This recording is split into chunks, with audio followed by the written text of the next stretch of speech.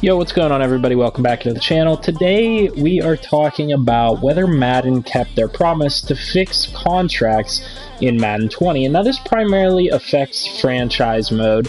And we've talked about in the past how this affects various different things, how it affects the salary cap on teams, and then allows, teams that shouldn't have salary cap space to go and sign whatever free agents they want, or bid like max offers on free agents here in Madden, in free agency and stuff like that, and how there's just like a crazy number of different effects that the bad contracts had in the past in Madden, and the fact that players just wouldn't sign realistic contracts, and you kind of game the system to get them to sign unrealistic contracts. Now, in order to demonstrate how to sign the contracts and how they have changed it from last year, I'm going to go ahead and create a new franchise. We're just going to use the real-life roster. I'm going to use the Chargers because this is an example that I'm familiar with, and we're going to start in regular season week 1. We don't need to do a whole lot. We just need to get to the point where we are re-signing players, and I'm going to show you guys what they've done to change how things are working. So I'm going to go ahead, jump right in, and advance to the point where I can actually go ahead and re-sign players. Last year, and in years prior, you would have the opportunity to re-sign players, and what you could do is you could go into their contract negotiation and you could sign them for a lot less money than what they're actually worth. And so, for example, I could go into Melvin Gordon here. And so he wants a 5-year deal worth $28 million. And all you had to do, I apologize for it giving me tutorials, I didn't change the settings, but in past years, all you had to do to game the system is say, okay, he wants a fair offer at $49.3 million. Well, in order to give him that fair offer, but have him on less money per year, all you had to do in past years was increase the number of years on the contract to a max of 7, or it could even be shorter than that, and that would allow you to reduce the salary value so that he was at a deal worth around what his asking price was, or slightly higher. So now, instead of getting him on a $10 million per year basis, I can get him on a $7.75 million year per basis and save $2.25 million by signing him on a 7-year deal and spread out that money. That would work in previous years. That does not work this year in Madden. I'm not going to click submit because I need to show you guys a couple other examples here, but if I click that make offer button, he's going to flat out reject that offer. They're not going to accept that this year in Madden, and so that is a very good improvement from last year, is that they won't accept less money per year because you extend out the offer. Now, that's probably not true in every single case. I have had it happen here on the game where there have been a couple opportunities. I'm gonna, I'm gonna advance to week 4 because that'll be when I have a whole bunch of opportunities to re-sign people, and then we'll go ahead and give you guys examples of that. But one thing I do want to talk about next is that they fixed, and we'll go to week 5 because there are even a couple more players, but they fixed how much money the players are asking for. That's the second aspect of this that's really important. The players, for the most part, seem to be asking what their realistic value would be. And so what you'll see here is whenever you go into a negotiation with Melvin Gordon, he's asking for roughly $10 million per year. And that's what his agent came out and said that he wanted as a contract from the Chargers. In prior years, you wouldn't get a guy like this asking for $50 million. You'd get a guy asking for this for, like, I don't know, $7, $6, $5 million per year, something way lower than what their actual value is. And that's a massive improvement from last year, and that's what I think the main basis is that people have been asking for a while, is for players to at least ask for realistic contracts. That way it makes negotiations harder, and you can't just build a super team because you can sign guys to super cheap contracts compared to what their actual value is. And so, like I said, Melvin Gordon's agent came out and said all he wants is top 5-ish running back money per year, and he gave a specific number. He said somewhere in the $10 to $12 million range is what Melvin Gordon wants and what he should be asking for. And so based on this offer, close to $50 million over 5 years, that's going to be what his value is. And if I click that, a lot of the times they're not going to even accept what the fair offer is. You're going to have to increase it slightly higher than what they're asking for there in order to get it to work. So Melvin Gordon did sign for the fair offer there. Let's go through and see if I can click through on some of these other ones and see if it works the same way. So if I go through, maybe if I do Austin Ekeler here and make him the fair offer that's already in there, that's what he says. The contract length works, but that's it. And that's almost the exact offer, or the exact offer that he was asking for. And so a lot of times this year, you're going to end up having to pay these players more than what they're asking for. And that's a huge improvement from last year. Because what that means is that these guys are actually demanding real money. And a lot of times you're going to have to negotiate with them. And you're not going to be able to negotiate them down. And you're not going to be able to sign good players like a Melvin Gordon or an Austin Ekeler or a Hunter Henry for way cheaper than what their actual value is. And their age also, I believe, does not factor in quite as much this year. It's like, okay, you know, I'm a 94 overall, pay me like a 94 overall. It affects the number of years that they want on their contract because Phillip Rivers understands, or at least the game understands, okay, he's getting up there in age, sign me to a 1-year deal and we'll see what happens. But I'm not taking $5 or $10 million because of the fact that I am old. What I'm going to do is I'm going to ask for a realistic contract, and this is $35 million.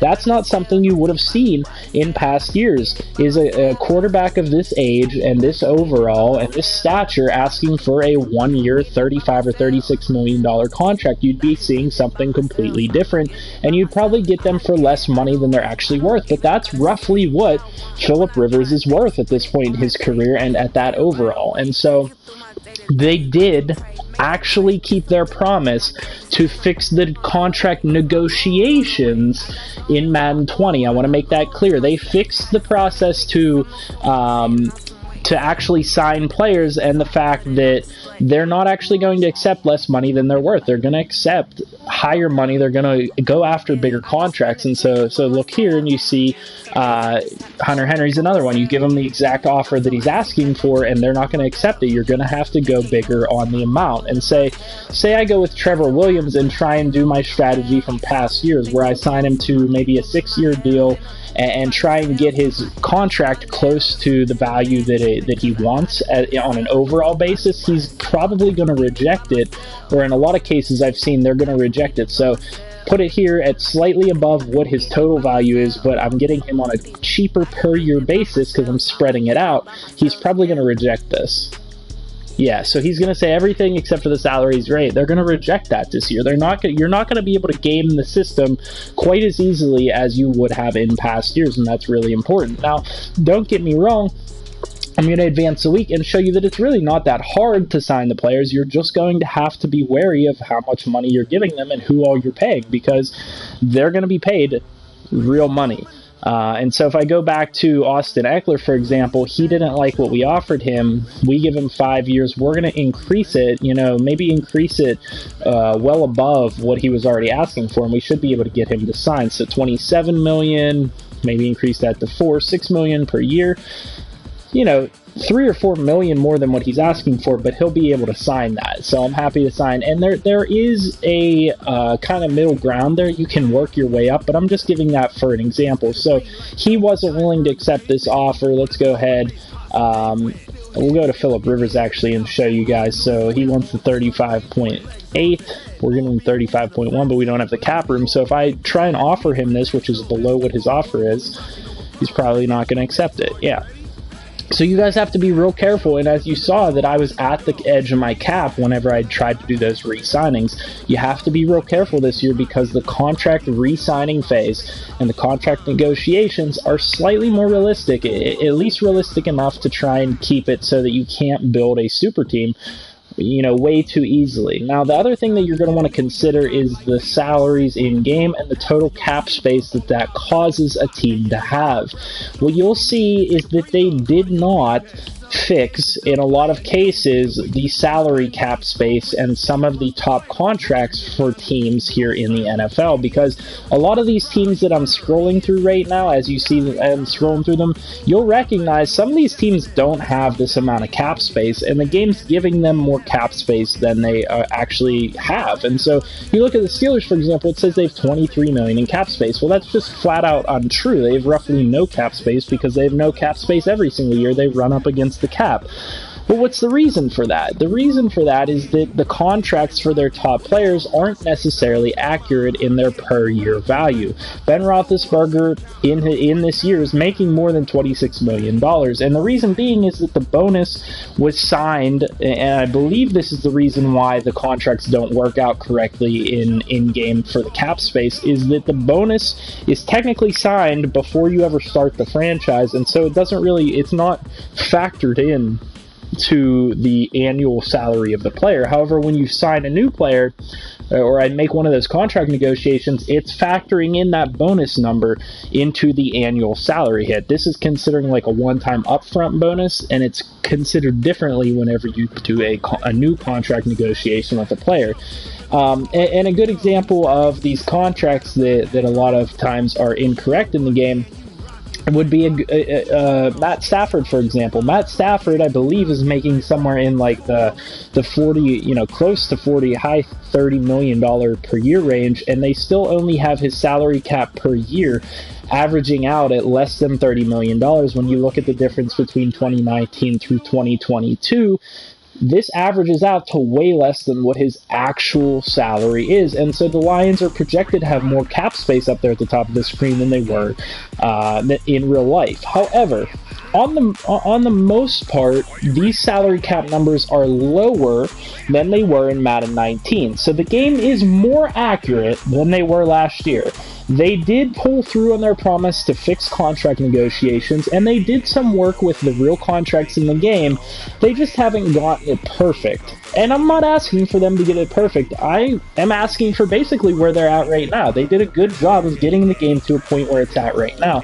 And the other thing that you have to consider when you're looking at some of these cap spaces is, I just had to do a contract negotiation with half of the Chargers team, and that's going to happen with a lot of these teams. They have contracts to renegotiate. Once Phillip Rivers is re-signed, this team has no cap space left. And that's going to be the same for a lot of these other teams. Once some of these players are re-signed, they're not going to have much cap space left, and then when you get to free agency, they're not going to be able to bid big on the free agents quite as easily as they did in the past. So I give Madden and EA probably roughly a B+, maybe an A minus, on how well they did in terms of fixing the contracts going from last year to this year. Now, there are some things that they still haven't added in that we've been asking for a long time, like fifth-year options for rookies and different, incentives or whatever, like the actual complexities of NFL contracts. Those haven't been added into the game yet. However, I'm impressed with the fact that they were able to come up with a slightly better value system for the players that makes them actually require you negotiate their actual price with them.